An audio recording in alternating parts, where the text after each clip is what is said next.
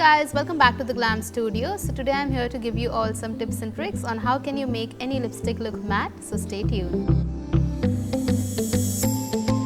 Make sure you start with exfoliating your lips and prepping and priming them. The very first product that I'm using is our pH lip balm in the shade Rosé All Day. Tap the excess lip balm with a clean tissue paper. The next step is to use a lip liner and line your lips and fill them in completely. Using a lip liner will prevent your lipstick from bleeding and hold it in place for a longer period of time. Now I'm using a satin matte lipstick from our Lit collection in the shade Crazy Ex-Girlfriend.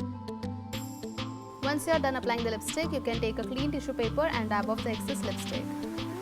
To make any lipstick look matte, you can dab a little amount of translucent powder. I'm using the Glow to Glamour. Even if the powder is a bit uneven, just press your lips together and you're good to go.